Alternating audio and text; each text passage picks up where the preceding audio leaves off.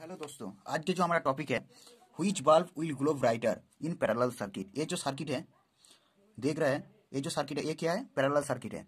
तो parallel circuit के अंदर हम लोग को दो या तीन चीज मालूम होना चाहिए।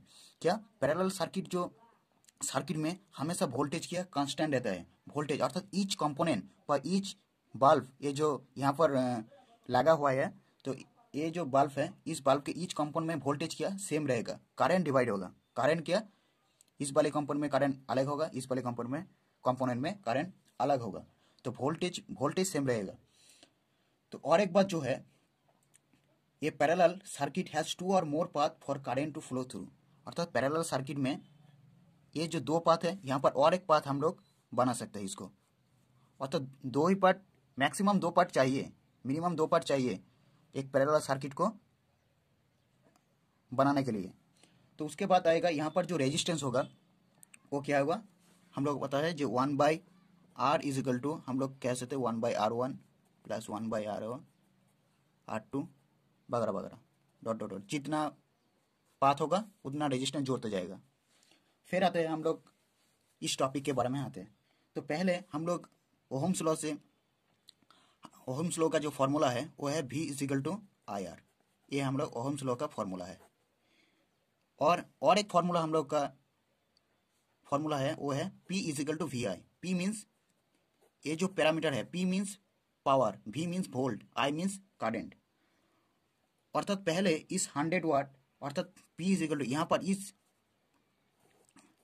इस फॉर्मूला से हम लोग लिख सकते हैं P1 मीन्स 100 वाट बल्ब का जो पावर है, P1 mean V is equal to VI1। V means voltage. इस वाली सर्किट में वोल्टेज तो कांस्टेंट है लेकिन करंट अलग है। अर्थात P1 सर्किट में जो करंट फ्लो हो रहा है वो I1 फ्लो हो रहा है। जो P2 बल्ब में जो यहाँ पर इस पाथ में जो करंट फ्लो हो रहा है वो I2 हो रहा है। तो ये फॉर्मूला क्या आएगा? P1 is equal to VI1। Same हम लोग लिख सकते हैं P2 अर्थात 60 वाट बल्ब के लिए हम लोग लिख सकते हैं P2 is equal to VI2। इसको 1 नंबर कर देते हैं, इसको 2 नंबर कर देते हैं।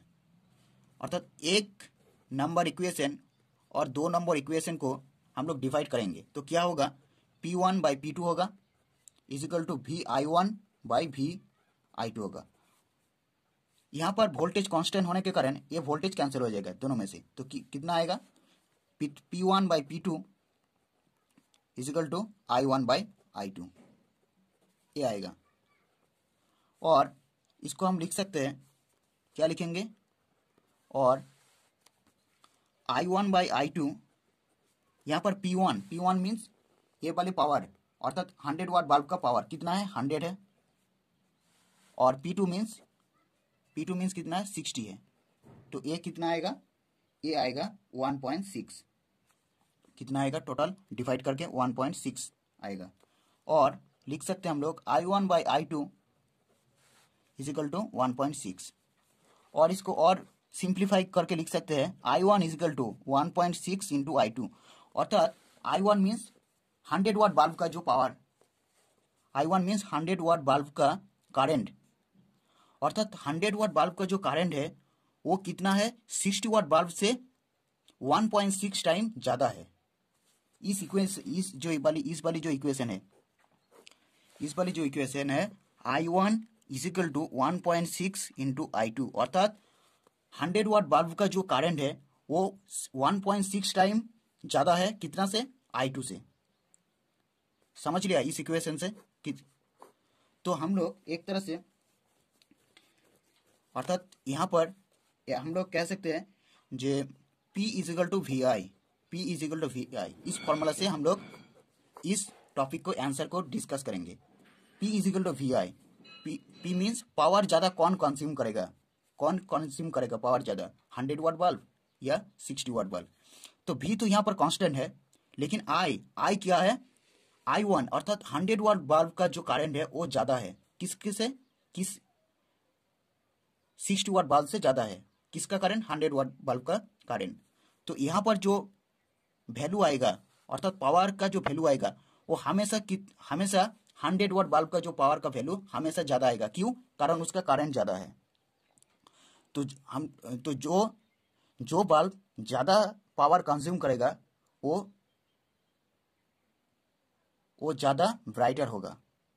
जो बल्ब ज़्यादा पावर कंज्यूम करेगा वो ज़्यादा ब्राइटर होगा। तो यहाँ पर हम लोग देख सकते हैं 100 वाट बल्ब की करंट ज़्यादा होने के कारण 100 वाट बल्ब पावर ज़्यादा कंज्यूम करेगा, तो 100 वाट बल्ब यहाँ पर ज़्यादा ग्लो करेगा। तो इस बार टॉपिक का जो आंसर है वो पैरेलल सर्किट के क्षेत्र 100 वाट बल्ब का ज़्यादा ग्लो करेगा। कौन सी बल्ब से? 60 वाट बल्ब से। 60 वाट बल्ब ज़्यादा ग्लो नहीं करेगा। क्यों? कारण उसका जो पावर कंज्यूम का जो रेट है, जो वैल्यू है, वो 100 वाट बल्ब से कम है। इसलिए 100 वाट बल्ब ज़्यादा पावर कंज्यूम करेगा एवं ज़्यादा ब्राइटर होगा। तो इस वाली जो वीडियो है, इस वाले वीडियो से आपको इस टॉपिक के बारे में थोड़ी बहुत जानकारी मिली होगी। तो वीडियो छोड़ने से पहले वीडियो को लाइक, सब्सक्राइब करना मत भूलिए।